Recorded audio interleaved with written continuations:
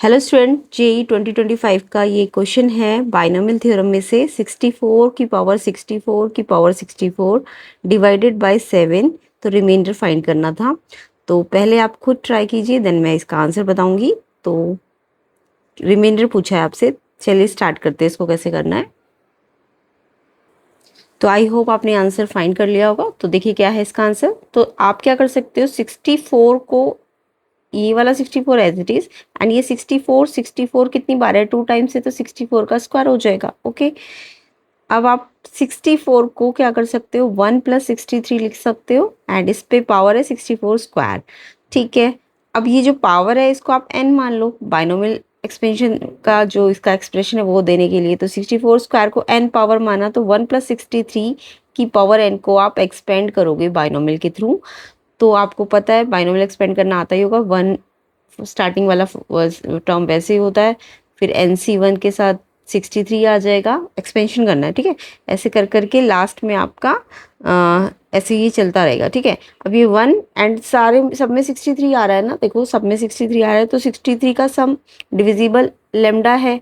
ठीक है, तो यानी कि ये जो भी नंबर है 63 आया है, तो 63 को आप क्या लिख सकते हो, 7 × 9। ओके, तो क्योंकि क्वेश्चन में पूछा था 7 से डिविजिबल, तो आपको इसे 7 की टर्म में लिखना था, 7 × 9 लेमडा। अब अगर ये 7 का मल्टीपल है तो एक्स्ट्रा क्या बचा, 1 बचा ना, तो रिमाइंडर क्या आएगा, 1 आएगा। इट मीन्स आंसर आपका ऑप्शन बी होगा। तो किस किस ने ऑप्शन बी पे टिक किया है, बिल्कुल करेक्ट है। तो ऐसे ही जेई के इंपॉर्टेंट क्वेश्चंस आपको मिलेंगे प्लेलिस्ट के अंदर, तो लिंक डिस्क्रिप्शन में होगा, उसे चेक कर लेना। तो एक और क्वेश्चन करते हैं। तो इसका आंसर तो पता चल गया, रिमाइंडर कितना है, 1। नेक्स्ट क्वेश्चन देखिए, ये आपका ये भी 2025 का ही है। तो जेई की जो भी बच्चे प्रिपरेशन कर रहे हैं उनके लिए इम्पोर्टेंट है। तो ये बाइनोमियल में से क्वेश्चन है। The sum of all rational terms in the expansion of 2 + √3 की पावर 8। तो एक्सपेंशन में आपको ऐसे टर्म्स का सम लेना है जो रेशनल हो। अब रेशनल समझ गए, पहले आप इसका एक्सपेंशन करके देखो कौन से रेशनल होंगे और कौन से इरेशनल होंगे, ये आपको पता चल जाएगा।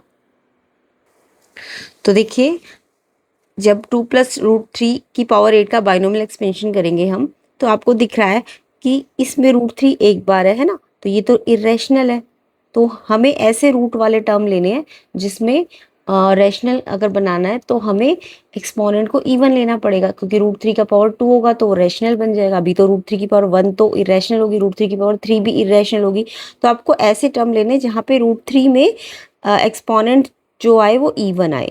तो आपका कौन कौन सा आएगा, एक तो ये है ही, इसमें √3 आया नहीं है ना, तो ये तो लेना ही लेना है। इसमें 1 टाइम है तो ये वाला नहीं लोगे, तो कौन सा वाला लेना पड़ेगा, 8C2 2 6। जब 8C2 है तो 2 पे 6 और √3 पे 2, यानी ये आपको इवन पावर वाला लेना है। ऐसे फिर √3 के बाद 4 आएगा तो उसमें 2 4 टाइम्स होगा और 8C4 बनेगा। ऐसे करके √3 के बाद 6 भी ले सकते हो, √3 के बाद 8 भी ले सकते हो, और आपको ये तो पता चल गया होगा एक्सपेंशन में कैसे आएगा।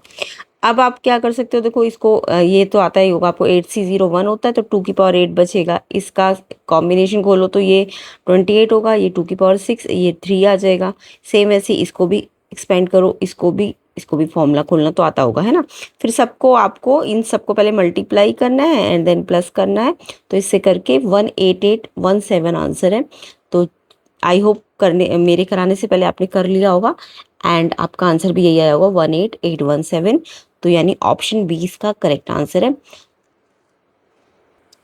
तो आंसर समझ आ गया होगा इसका, 18817 ऑप्शन बी करेक्ट है।